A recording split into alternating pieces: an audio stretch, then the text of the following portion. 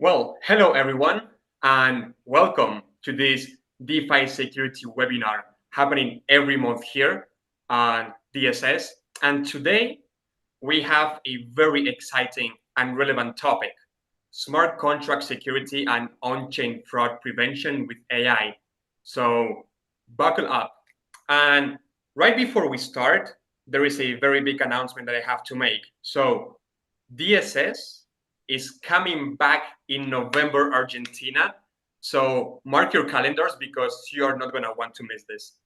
Okay, now, as a quick intro, I'll be here, your moderator, Pablo, and I'm part of the core team at Spearbit and Cantina, where we're building a marketplace and an end-to-end security review platform, where we're also building AI-based tools to improve the security review process and tackle complex security challenges. Now, we have until 7, or my time. We have 1 hour, so there is time for questions. If you have any question, you are more than encouraged to drop it here in the chat, and we will ask them to our speakers. Now, I am honored to be joined by these two amazing speakers, Hani and Dan, who are working at the forefront of AI-driven security in Web3. So allow me to pass the mic to Hani for introductions. Hani. Hi, I'm Channi Greenwall, founder of Olympics. We started in 2022. Our focus is on pre-deployment security. So anything ahead of the audit, just complementing the audit and trying to automate as many findings in-house as you can before going to a third party. Thank you. And Dan, what about you? Hi, so I'm Dan. I'm the co-founder and CTO at Hypernative. We focus on real-time security, so going from this smart contract perspective, so prevention of hacks and exploits based on real-time alerts, and also protecting wallets in real time, detecting frauds, phishing, scamming, stuff of that sort. So, and we're heavily invested in AI across the board, so we'd be happy to share. Well, thank you very much to both of you for coming and being here. And now to the audience. So as you may know, or you may have heard, AI is changing the world in many different ways. So in fact, the compounded annual growth rate of the AI industry is roughly a 30%. And for DeFi, it's a whooping 53%.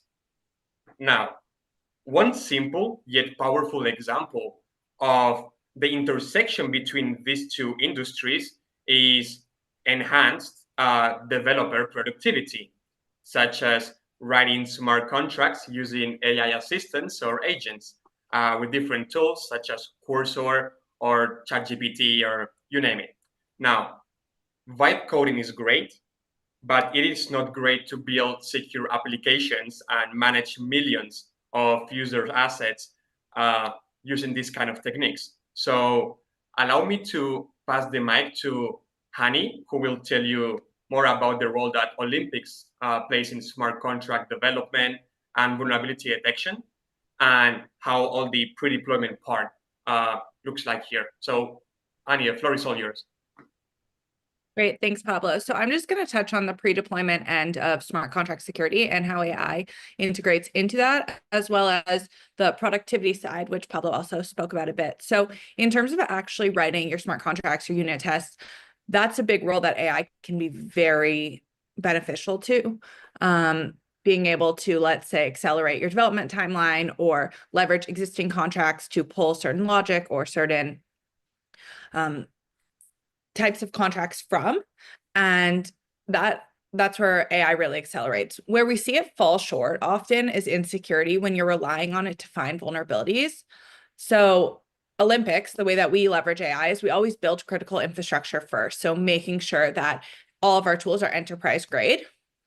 And then on top of it, we'll layer AI for optimizing results, for making sure that we're giving the right types of information back to our developers, but we don't leverage AI solely to ensure that the tooling gives results. So what does that mean? Well, oftentimes you'll see people just put smart contracts into LLMs, and LLMs are built on pattern recognition. So something like a simple reentrancy, it's going to be able to detect. Something like a cross-contract reentrancy, it's not. So that's where you're going to see it fall short. And in security, you don't really have the luxury of being able to fall short, because if you miss one vulnerability, that could be the life or death of your protocol, right? So there's an interesting kind of balance that you have to hold when you're building security tooling.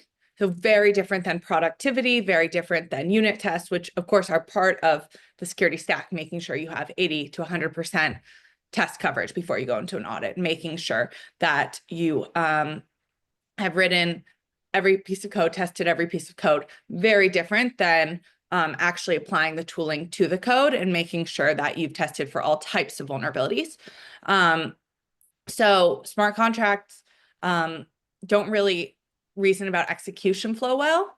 And that really matters because these vulnerabilities don't exist in isolation. They often emerge from complex interactions between multiple contracts and protocols.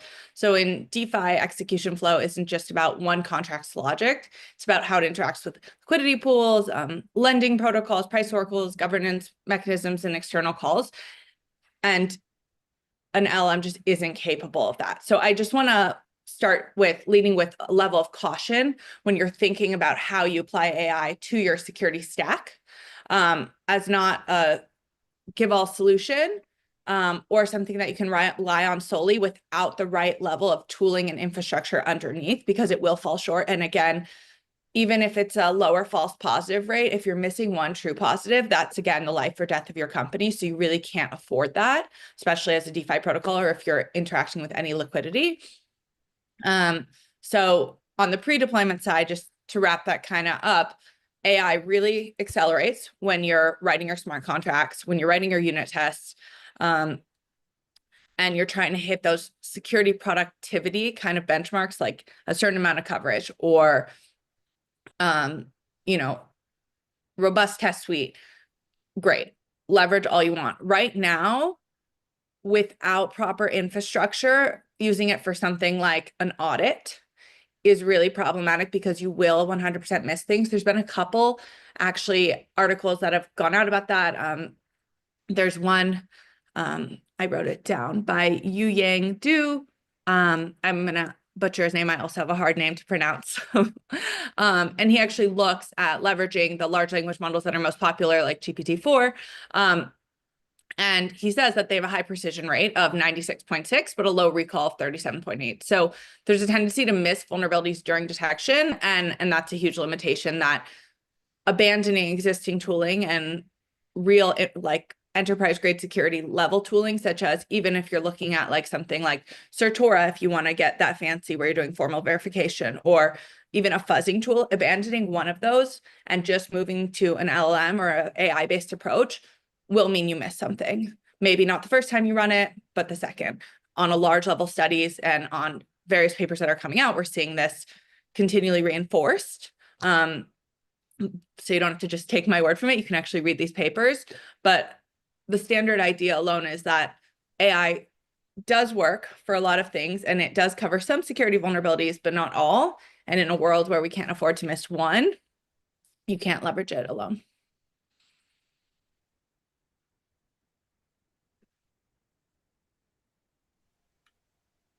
Amazing. Thank you very much. I guess that the audience is going to have like so many questions about this, especially since many security researchers have been trying to use large language models to find vulnerabilities on smart contracts, and not everything goes as it's expected. So, Dan, passing the mic to you. Yeah. So okay. So I see Hani answered Kirsty's. Yeah. So I'm coming from Hypernative. I'm not sure if everyone knows us. We're running, as I said, real-time hack prevention. So we are not doing audits, and we are not searching for vulnerabilities. Instead, we're searching for attackers. I'll kind of describe, and I'll share like some few visuals soon. I'll just kind of connect. I'll improvise here. I'll connect to something that John Jeffries, I think, asked on the chat about whether circuit breakers are part of the pre-deployment security posture. So that actually segues into what we do. I think from what I'm coming from a background of AI and security, I was doing like endpoint protection in Web 2. If someone is, it's like a fancy word for antivirus for a corporate. So I think from what I see when we look at hacks that we detect, that sometimes the nuances are so subtle, and even coming from a background of AI, so I'm the most pro AI you'll probably meet. I think what Channi touched is a very kind of interesting point, because at the end of the day, you need to have very good representation of the features of the contract. And I think it's very easy because at the end of the day, the AI is there's always a question whether AI people will always say, does it learn or does it like memorize, right? So at the end of the day, there is probably to some extent a form of like a very sophisticated autocomplete, right? So I think it's very evident that you throw in contracts and it finds a lot of things. So the value in cutting the audit time is probably non-negligible. I don't know, like I'm not an auditor, I've never been, and I cannot speak to that.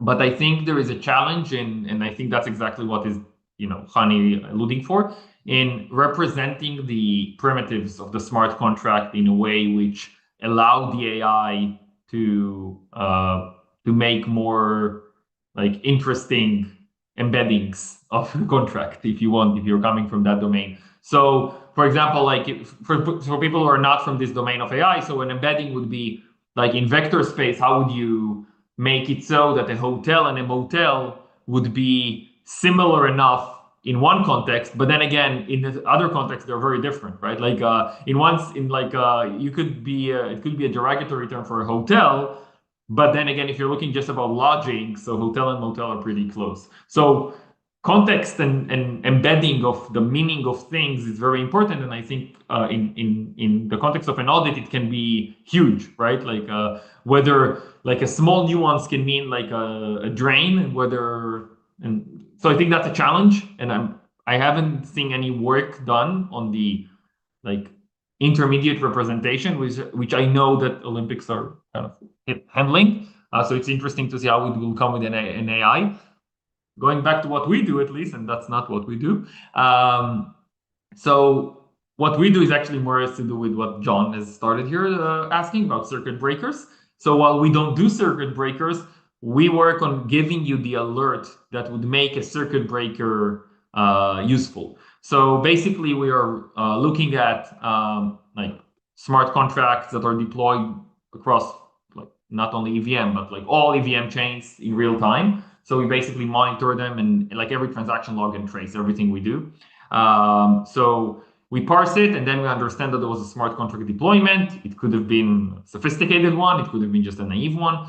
And then we start analyzing the smart contract in real time. And while audits and like all the pre-audit, like the pre-deployment process focuses on the protocol that you want to protect, we focus on finding attackers. So our goal is to basically say, out of all the noise that you see on the blockchain, I'll give you like a random number, not random, like about 100K deployments per month only on mainnet.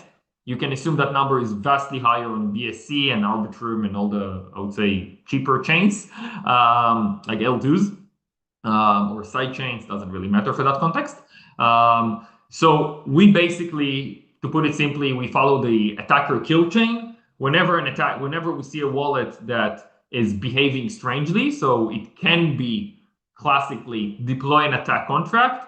Usually you would need the attack logic to be in a contract because it's not very common to attack a protocol with an EOA directly because you cannot do anything substantial. And at that point, we have a point of intervention because we can already analyze the contract. And I said, okay, that bytecode is malicious. The way we do it is with AI. So I can maybe show, well, kind of, well, 1 second. I'll move to, yeah. So I'll share a screen here. I'm terrible with Zoom. Sorry. And here, so, oh, wait. Share screen.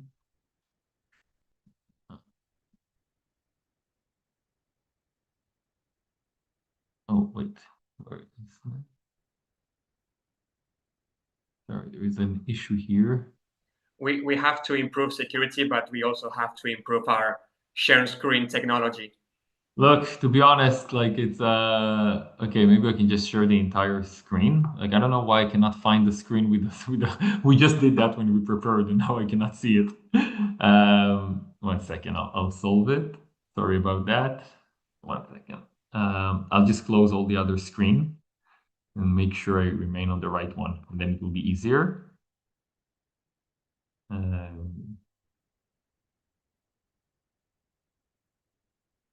Now I'm closing all the Etherscan tabs, right? That's like what everyone does. Okay, let's try again. I'll try and share my screen. There we go. Found it. Okay, so do you see my screen now? Yes, sir. Yeah, so this is from our platform. It was this basically shows like that this was a hack that was a small hack that was I think it was public against Odus, if you're familiar with the protocol. It was a signature thingy issue. So what I wanted to show you is that like we're basically looking at contracts and we're scoring them in real time. So we give them a score here. You see my mouse here, right? Yes. Yeah. So we basically do like and this is, by the way, a very tough one because there is no flash loan. Like it's easy when the attack is kind of price manipulation thing that you see a lot.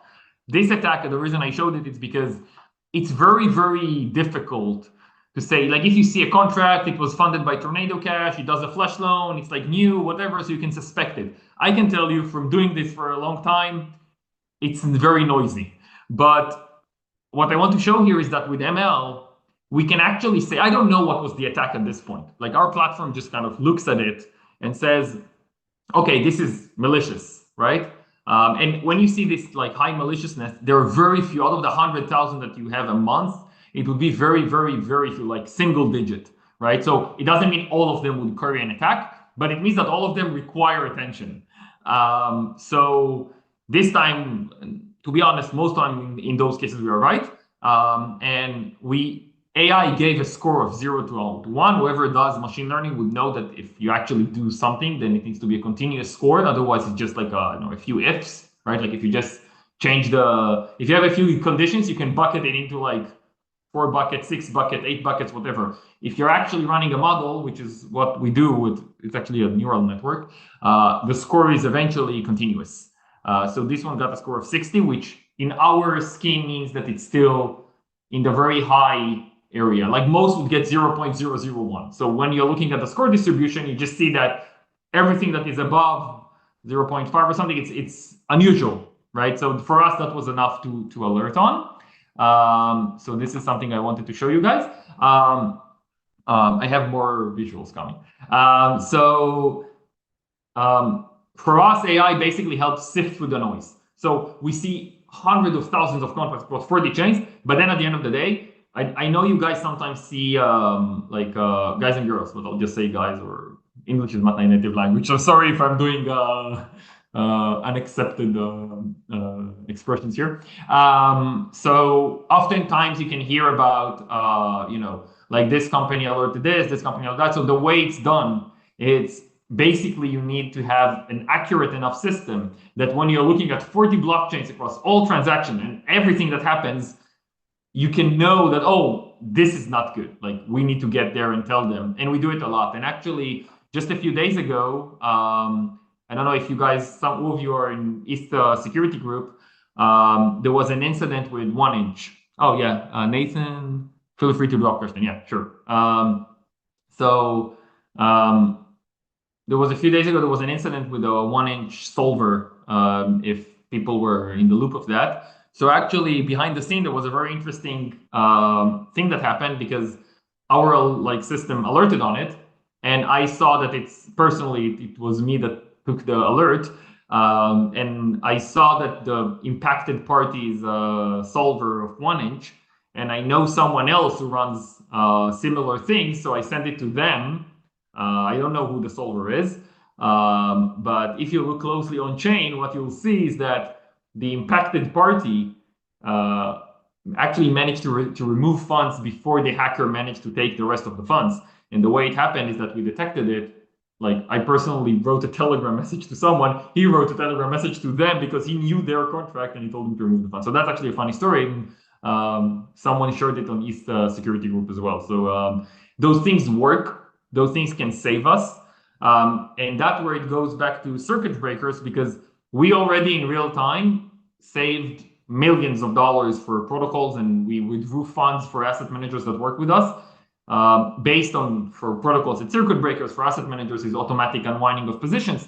So if you have circuit breakers built into your protocol, you can configure monitoring platforms or like hack prevention platforms. HackerNative is I would say the biggest of them, but not the only one, to trigger an alert to prevent a hack. And it happened a lot of time before, and a lot of time we saved funds for people who are not customers, just like here. They are not our customers, but we managed to be fast enough to make them move the funds, even though, you know, if they were automatically configured with us, they would have been moving the funds automatically at like and saving almost everything. This pattern happened a lot. We have detections that preceded funds with 0 prior false positive to that protocol. So those things are actually, this post-deployment detection thing is a relatively new domain. Like all the companies that kind of started with that are basically were established in 2022. So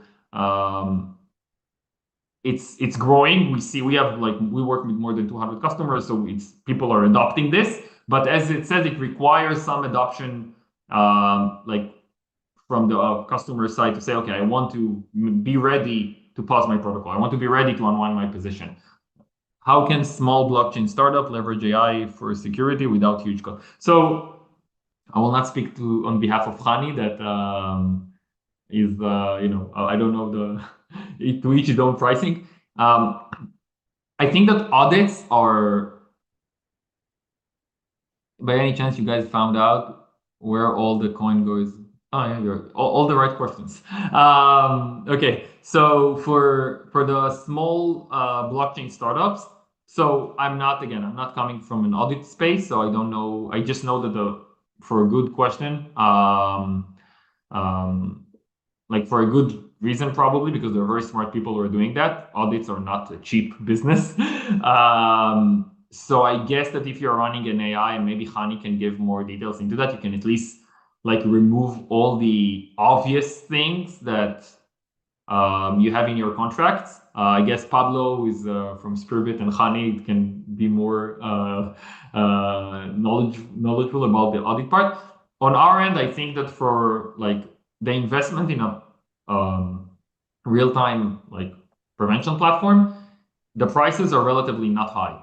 So I think if you can approach us, approach someone else, but you would find out that the prices are in expected value. If the ROI is very, very high, like if you basically save, the chances are that in the next 5 years, if you're running a protocol, you'll get hacked. And the chances are that it would be for probably a few $100,000s at least. Almost everyone got hacked by now, maybe except for Uniswap. I mean, even like some side contract of like in Aave, they had like a periphery contract that got hacked, right? So, and that's Aave, and they have like the biggest security budget that you can think of for audits and stuff like that. So typically I can tell you that if the prevention platform saves you funds, like it was with this market maker, you would not be able, like it takes maybe 20 years to make a break even here. So if you basically if they had the platform ready, they would not be able to be with us for a long enough time to make it so that it would be unworthy for them. The prices, because we're not actually putting people like an auditor. We have a platform, it's a SaaS platform, so the prices are considerably lower. And then if one time you got rescued, the funds that were rescued would probably pay for the platform for like 20 years. So that's basically the make or break for prices. I think that for audit, maybe Pablo, you can add, maybe Channi, that it can save you from like the stupid hours that are spent, right? Like on things that you can just mistakes that are common and you can just remove. Yeah, I can address all those points. So the first thing that Dan touched on is cost. Of course, it's the thing that people think about a lot, especially as smaller stage teams. We've all been there. We all are there. It's really hard to allocate money to anything security oriented because you have to also allocate money to developer spend to everything else within the ecosystem. What's important to think about is how big the attack surface is in the ecosystem that we're operating in versus the Web2 ecosystem, and how small our security expenditure is in comparison. So if you think about like a Web2 org, they're spending probably more than you are, average company, on security. And yet what they stand to lose is a lot less. And because security isn't driven by regulatory like it is in the Web2 environment, these decisions are your own pretty much. So the only thing that you're really mandated to do is get an external audit. Now, 90% of exploit contracts have undergone an audit. So unfortunately, that's not foolproof. And if you're responsible, you'll know that you need to implement multiple layers of the stack.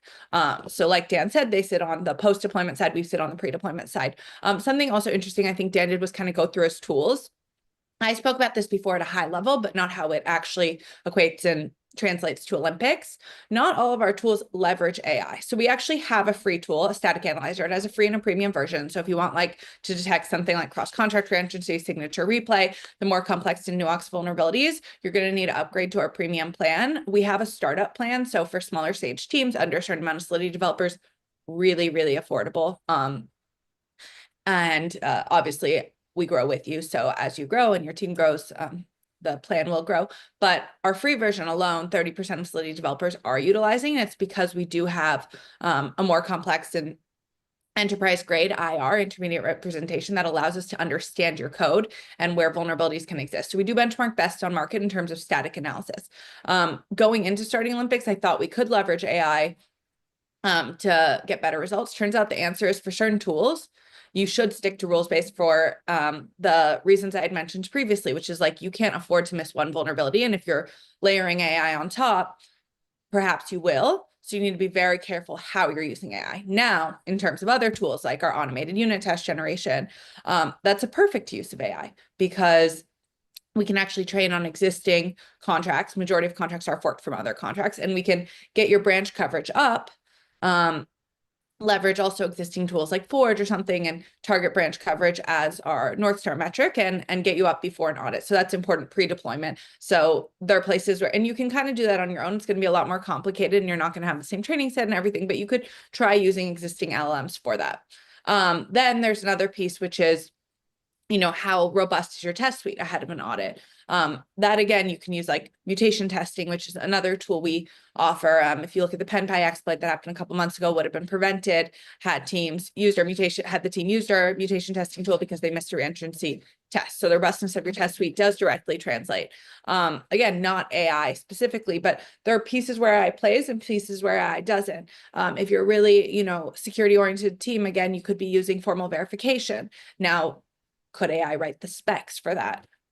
Well, even humans sometimes mess up on the specs. So I think there's a similar dialogue as there is in like software development. It can help enhance the development flow and speed it up, but not necessarily replace, especially security researchers or people internally on your team. What I think you really need to push for is a budget for someone internally on your team to cover both pre-audit checklist of making sure from a North Star perspective, you're automating as much of the audit as you can before you go and rely on a third party. Not because these third parties aren't amazing, but because any auditor will tell you they have 1 week. They didn't write the code. They didn't author the code. They're just trying to understand it. If you leave a bunch of low-hanging fruit or something tools can detect or you internally can detect, you're not giving them the space and time to find the more complex vulnerabilities that humans are aware of, that they're spending time researching, right? So you're neglecting your own protocol. Then there's a post-deployment side. Again, you're not going to, and I'm not going to speak for Dan, but like your team does, if you don't have this software in place, there's no one positioned to be monitoring everything and looking for it. So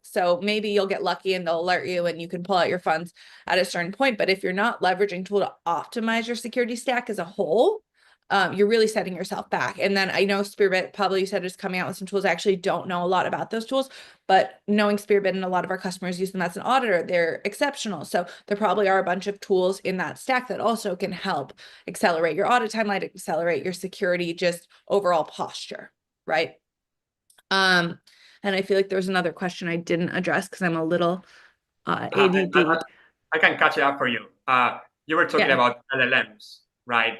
And one of the questions that one of the users had is that if LLMs are actually, are they learning or are they just memorizing?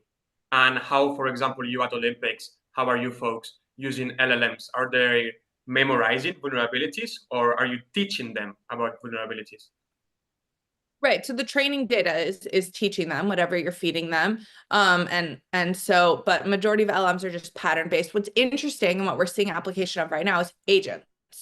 So actually leveraging agents to try and work together to find vulnerabilities, potentially write exploit contracts. But again, these agents are subject to the training data that you give them. So it's often, and I've seen some cool startups spin up that are doing that. Of course, every team has some version of that going on.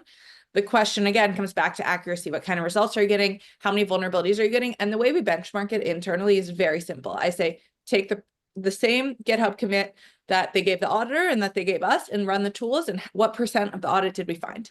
That's the best way to benchmark it right now.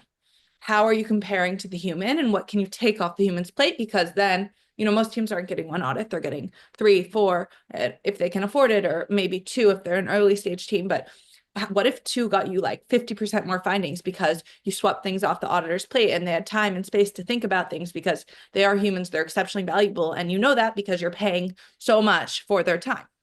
The good auditors are hard to come by, and you want to really make sure you juice the most out of their time. So that's kind of how we measure it at Olympics, just what percentage of audit findings. Very simple, very straightforward.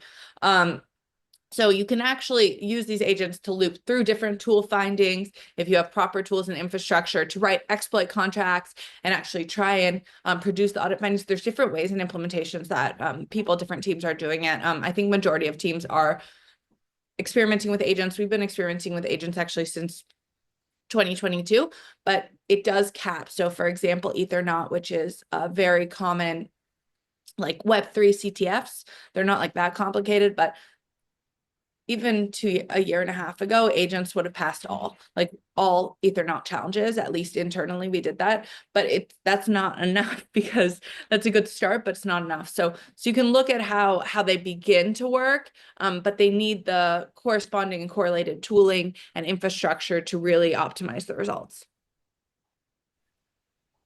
That's amazing. And for all those people that are not actually in the AI security space, they may have heard about agents and agentic behavior. Would you be able to elaborate or explain them a bit more of what's the difference between doing an audit with an LLM and doing an audit with an agent? Right. Again, I would not ever put your audit in an agent's hands. Maybe just as part of your internal process, if you have some agentic tooling or something like that, that's great, but do not negate the fact that you need a human, you need a third party to audit.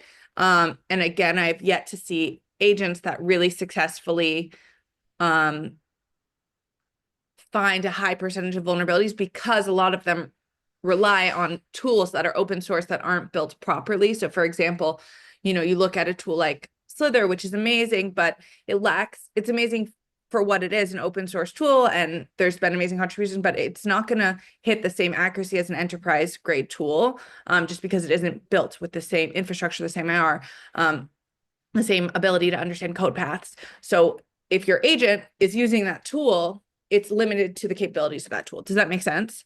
So if your question was, do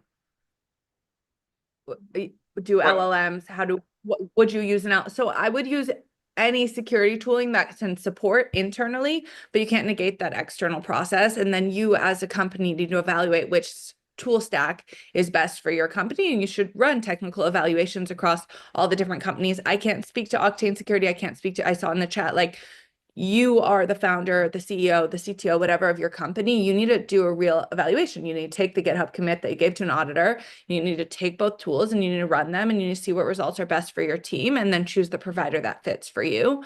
I know every provider who's working in this ecosystem on my side, on Dan's side. There's a lot of really smart people, and we all exist because we have customers and people who trust us. So all these companies are doing great things. You need to, from a technical perspective, evaluate which finds the most findings and at the most accuracy, and do that technical evaluation. You'll get the answer yourself. Of course, each team is going to say my product is the best. I'll say that. Dan will say that about his team as well. And of course, because we pour our hearts and souls into it, you can do that technical evaluation. You can see for yourself. Yeah, benchmarking is certainly not that obvious and something very big that should be standardized, especially now as AI security applications are being developed. Yeah, we send out benchmarks to all of our customers in a sales process, so they can actually like evaluate those findings on their own and then cross compare them with their own audit and any other tooling. Oh, that's amazing. And another question for you. So, what are some real-world examples of AI catching vulnerabilities before the audits that you've had? Okay, so like I said, the agentic component with the Ethernaut is a great example. But we're not actually using we're using AI in interesting components. Like, for example, on top of our fuzzing solution, we have AI and that'll find, like, for example, the hedgy finance exploit would have been prevented using our fuzzer, but actually with the AI or without the AI layer. So I'm skeptical to, again, pin it just on AI, because AI isn't finding these things, it's optimizing the results for finding these things, or it's running through the findings of existing tools and infrastructure and finding, where is this a true positive, where is this a false positive? Does that make sense? So like the AI is the helper, it's the hand to the robust security tools or to the robust security team internally that's going through the existing components. I think if you talk to a pure AI company, which there are a couple in the space I've seen, they might have a different answer. But what I've seen so far on market is like what they're finding is, again, similar to the limitations of what existing open source tools could find. Like, you're telling me you can find a reentrancy attack with AI. Okay, I can also find that if I run Slither. I can find that if I run Olympics. When do we need AI and when do we not need AI? On the post-deployment side, you always need AI, right? On the pre-deployment side, I'd be careful how much you're throwing that in for unnecessary purposes versus necessary purposes, and making sure that, again, your accuracy and your benchmarking is higher rather than like, oh, I used AI. Thank you. Dan, some people were wondering about scam preventions. How does Hypernative handle those cases? Yeah, so I will reshare my screen. Okay, so let me mess this up again. Not sure why it's so difficult. Like, sometimes I click share and it shows me like a different window. Okay, let's do that trick again. Oh.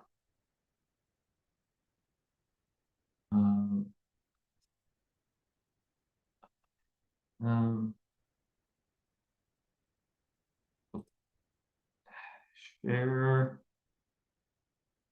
and okay. Oh, there we go. All right. Okay. So phishing. Yeah. So maybe I'll put the run word first. So definitions, like someone who studied anything in computer science or math likes. So far we've discussed like hacks and exploits, which is something that now getting the benefit of AI, and it's mostly targeting smart contracts. Phishing and scamming targets individuals usually. You would also say that the Bybit hack is I don't know, like social engineering, but at the wide scale, when people say phishing and scamming or fraud, they usually mean targeting individuals. So in the context of this conversation, phishing would more talk about like things that I would say, okay, so basically it's making the victim trick into compromising themselves. The difference between that and I would say a fraud is that when you have an investment fraud, so someone would say, okay, send me money and I'm putting it into like a mining operation and like a, mining, crypto mining, right? So that would be a typical fraud. Or an investment fraud is that you'll send crypto, they'll invest it for you in somewhere. They'll show you a screen, very nice, with all the like graphs and things, and you'll be like, oh, I'm up like 30%. Let's go. So you're willingly sending it there, and you're sending it to an actual thing that you believe is real, but just at the end of the day, they will not send you the funds back. So it's more like binary option scam that used to run like years ago.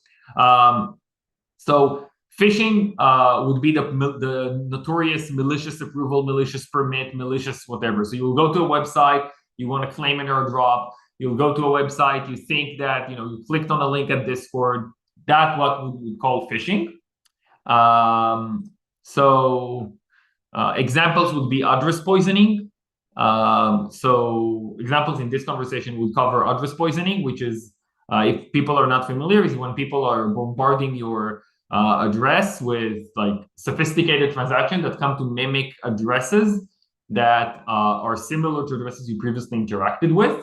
And they have various ways of doing that, but basically they'll just like randomly generate them. Like they'll generate addresses like brute force until they come to an address which looks like something that on Etherscan would be similar to an address that you had prior interaction with. And the key to success there is to timely place it in your timeline of Etherscan, right? So if you're like just sent some people would say, oh, like Pablo, I need to send you like $1 million. So I'll make a test transaction. Yeah, now he's happy. I don't have $1 million. I'll send you like a test transaction, and those are supposedly they gamble that it looks like a test transaction. I'm sending you a little bit. They see I have 1 million. They see a new address like Pablo. I'll send $100, right? And then they'll put their transaction within there, and then they hope that I'll copy the transaction, and then I can send it to their address. So we'll show an example. This DAS, we call it like Drainer as a service. So if you're all familiar with like Pink Drainer, Medusa Drainer, all those infrastructures. So basically it's scamming that works on, at the end of the day, it's malicious URLs that they'll put the links in Discord servers, in hijacked crypto accounts, replying to existing crypto accounts that are like high fidelity, like a Lido account. And it'll put a lot of comments about like Lido airdrop coming, and they'll hope that people are coming. MEV tutorials, very common, that people would go, oh yeah, like look at this MEV bot, you'll do this, you'll do that, and pig butchering, which is a different thing, and we'll cover this. Address poisoning. So like I said, it works by sending tiny transaction. It has to be tiny because they're spamming all the blockchain with this. To whoever follows that, he knows the spam. So for example, let's say that the victims, like moving the whole Zoom widgetry around is really annoying.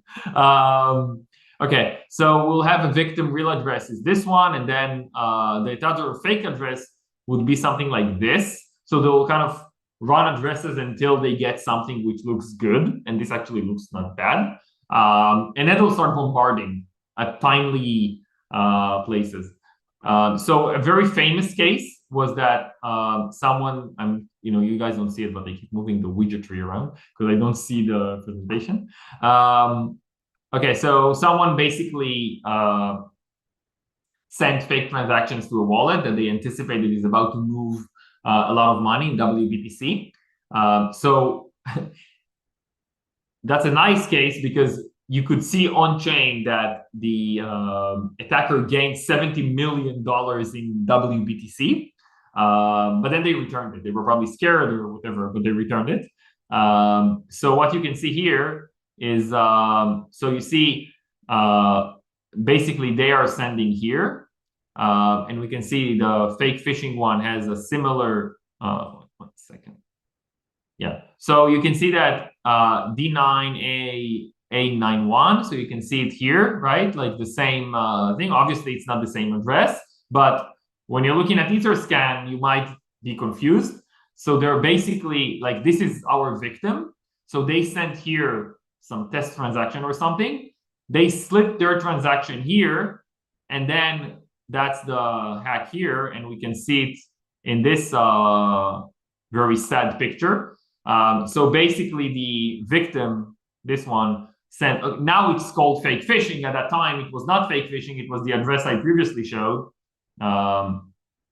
Wait, oh. Okay, go back. Oh, here, yeah. So it was this one. And then, of course, post-mortem, they label it fake phishing. Yeah, so that's address poisoning. I'm not sure it's very AI related, but it's phishing, and it's something that we detect and we help customers avoid. But it costs millions every month. We see it all the time. So never copy anything from Etherscan. And by the way, Etherscan are doing a good job by like highlighting that when you're trying to copy, they're telling you don't copy. So they're trying, but again, people are doing it. Okay, I'm not really asking any questions, but it's not this type of medium. So if you have questions, just write them, and I'll try and kind of work my way through them. Draining as a service.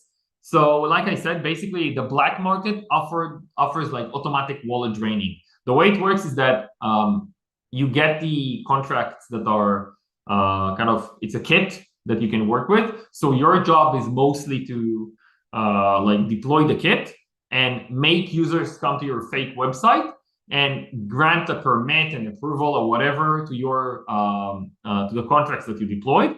And thus the draining of the service would basically like skim the token, the wallet, once it gets the approval. So usually the users are kind of they just see the wallet drained and they don't know how it happened. They're like, oh no, I was on this website, and then they realize it was a scam website. I have to say that over time, because I'm seeing those a lot, they're really, really good. Like the website that you're going, some of them look like crap, but a lot of them are really, really good. So like people can say, yeah, who falls for it? Like, I mean, honestly, the website themselves look good. I guess the ways to reach them is not it's kind of the same. It's like links in email, hijacked Discord servers, fake support, all those things. So again, less AI, but very effective. Example for fake support, right? So those are like the things. So you can see that they will basically say, OpenSea IO, blah, blah, blah. And then you can actually have the wallet drainer here, right? So it's a very, like, you can see how Discord can help those guys do their job. Yeah, and here we see something from like how it looks on the dark markets. So basically, if you're looking for versions of, and this thing is ran like a software company. It's not some garage thing of a script kiddie. So they have versions and they have new features, and you can really see like so now we have TRC 10 added, TRC 20 supporting Ledger, but like, so it's very, very industrialized, and it's like tens and millions of dollars a month, and it's probably like easily you're talking about like $100 million a year that is drained from customers. So and look, like, get excited, the Solana drainer will be released soon. Yeah, so this is from like a forum, like a releasing of Angel Drainer version 8.2. You can see it's an actual business. Yeah, so this is kind of the same, showing how it looks like from like a black market. So someone is looking for a MetaMask drainer, and they specify the they already have a product manager, as we see. So basically they want to kind of something that does this. Yeah, and this is another type of scam, which is like a MEV scam. It's still going on. We still see this. People go on YouTube. They say, they can make easy money in crypto. Now they're slightly technical. They're for those of us, because we're all mid-curvers at the end of the day. But to the point of this discussion, they're technical enough that they would be like they would love smart contracts and the whole tech and everything, and MEV and like arbitrage and whatever. But they're not savvy enough security-wise to understand that it's a complete like attack vector. And they'll kind of they'll run through a guide. If you look good on YouTube, they'll explain and whatever, and then they'll like copy paste the code that the YouTube has in the comments. But in the code, they'll have something like send all the funds to basically the operator of the MEV scam. So they'll deploy a MEV contract that does a sophisticated algorithm, and the sophistication is basically taking the funds away from the user. Okay, pig butchering. So pig butchering is like an umbrella term for fraud, which is a bit more, I would say, elaborated than the drainers. So all those frauds that we covered so far, most of them, they're not interacting with you. They're like spamming at large, and they hope that people fall for it. So you do like a website, you start spamming links, you take off a Discord server. You don't actually have like bi-directional interaction with your user.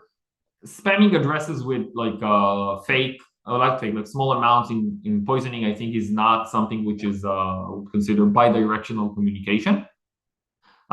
Pig butchering, different thing. So what they do here, they basically do psychological manipulation. They build trust with you. They reach you in like traditional mediums like WhatsApp, Telegram, phone calls. Just the other day, someone told me that they got approached, actually two times in the past 2 weeks. That's probably a trend. Like Binance would call you, someone from Binance, supposedly, not the real Binance, and they'll say, we found your attack, like your contact details and username and password to your account on the internet. It's important that you change everything now and remove the funds, because if we saw it, then attackers can see it, and they will. So the story makes sense, and they just do it to many like Binance customer. I don't know how they reach the Binance customer, but they do have ways, probably in dark markets, that they buy data. And they come after you with a Binance registered number, and they'll have a lot of things that will build trust. And they'll say, okay, so someone from like support will call you, and then they'll hang up the call. Someone will call you. So it's a very elaborated scheme. It's not something which is kind of address poisoning, and it's okay, yes, I'll never copy from Interscan. And they'll stress you. They'll say, look, from experience, money can be stolen in the next 24 hours. So I recommend we'll start. They'll become, but very kind of affirmative. They'll build trust with you. Everything eventually leads to you sending money to them. That's the end of it. Either sending money to a wallet that they know the SIM to, or sending money to them. That doesn't really matter, like all the story. But the thing is that it would be a vastly different proposition than the phishing that we saw. So crypto lover scam, this is common from what we see in Asia. So you would basically build kind of a trust with someone mostly romantic over a month. And then they'll persuade them to either invest in a fake exchange or send them funds or whatever. But basically it's a trap, and they'll never return the funds.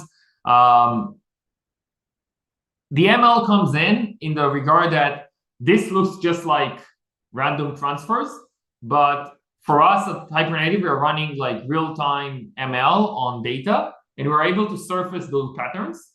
Us as humans, it would be very hard, but we're analyzing like the chain. We are seeing how those things look. We built an internal graph representation of the blockchain, which is a difficult task because the blockchain is huge. We are able to surface interactions which look suspicious. And then when we investigate the addresses, we suddenly see external corroborations of like Reddit or chain abuse or whatever. So we know our method is working.